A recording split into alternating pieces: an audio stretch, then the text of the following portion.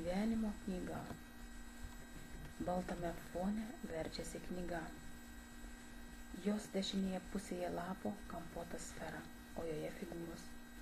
Verčiasi kitas knygos puslapis.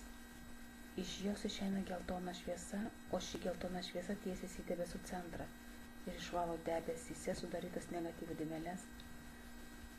Spalva plečiasi tiek, kad pašalintų visą negatyvią informaciją. Kai išsivalė negatyvas, tada atsidaro stačiakampis, kuris išskleidžia iš savęs šviesiai mėlynos garus.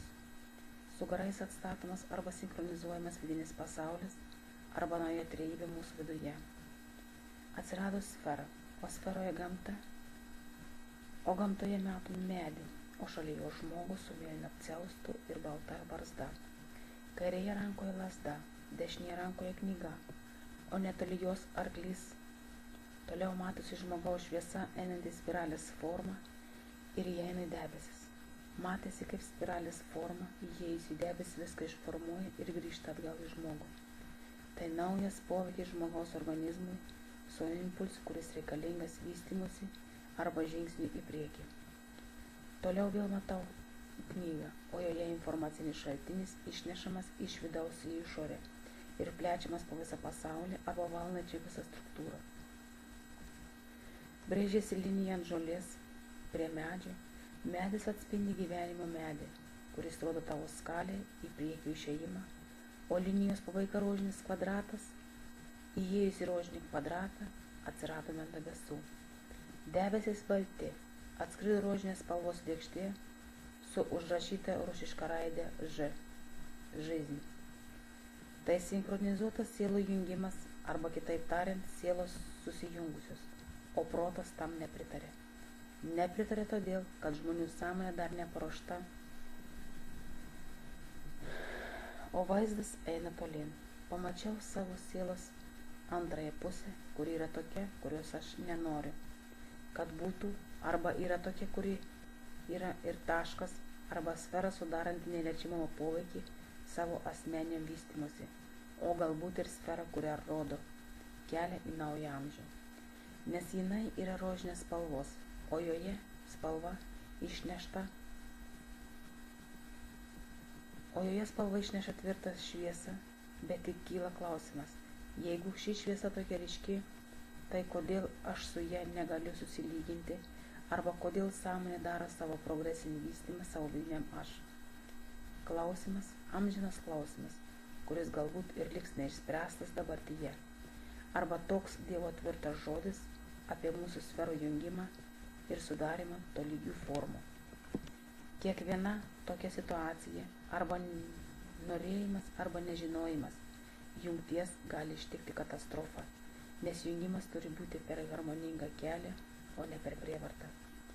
Jeigu yra neigimas arba nenoras jungtis, Dievas į tai atsižvelgia ir įžvelgia tavo dabartinę situaciją, tavo galimybės ir duoda nuspręsti, arba duoda tau kitą žmogų su tam tikra galimybė, kad vystytųsi ir lygiuotųsi į tave ir užpildytų vienas kitą. Tokia situacija gan dažna šiuolaikiniame pasaulyje ir suvokti tai yra gana sunku, nes sielų jungimas tai labai rimtas išbandymas visiems žmonėms ir patiems stipriausiams žmonėms, nes jie renkasi antras pusės su Dievo pagalba, tvirta ir dieviška meilė, kuri duodama per antrų pusių jungimą, ir tai gali atlaikyti ne visi. Todėl stiprus žmonės antras pusės renkasi su Dievo pagalba ir pasirenka pačią teisingiausią pusę per tam tikrą laiką, kad per jų išbandymus viskas būtų harmoninga. Tarp jų gali būti ir neharmoningų sielų, bet jie įveikė savo tikslą ir tapo harmoningos sielos, nes galės būti tiek, kiek jie patys norės. Viskas bus atsižvelgta į norą tobulėti, vystytis ir skleisti dievišką šviesą per save į pasaulį. Tai sielos struktūra junginti save arba savąją pusę. Jungimas dažniausiai būna pats netikėčiausias, kad taptų harmoningu, nes per netikėtumą atsiveria žmonėms dieviška meilė, kuri juos ir sujungia be galo stipriai.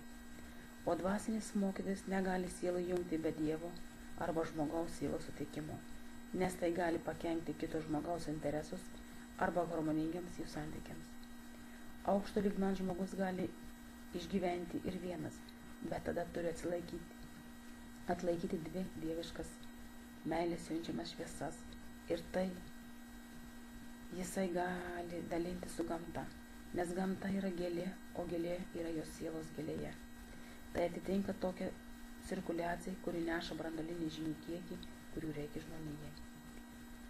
Einant toliau šviesiu keliu, kuris tampa kaip išilginė sfera, o toje sferoje 9 maži auksiniai kvadračiukai. Einant toliau mačiau, kaip iš auksinių kvadratų išeina auksiniai garai ir kelią tiesia tolyn, o kelią rodo gėlė, kuri yra kaip balta rožė su raudonas kraštelės. Jos kotas žalias aštrus, kuris atspindi stiprų branduolinę ašį, nešantį pasaulį stiprią ašį naujos šviesos, naują gamtos kūrybą, išvystytą savo gėlę ir dominuojantį ją savo teritorijoje. O teritorija yra tavo siela ir matai, kokia jinai dydžio, o gėlė yra tavo sielos pavyzdys. Nes sielos gėlė yra nauja žmogaus struktūra, jungianti žmogų su gyvąja gamta.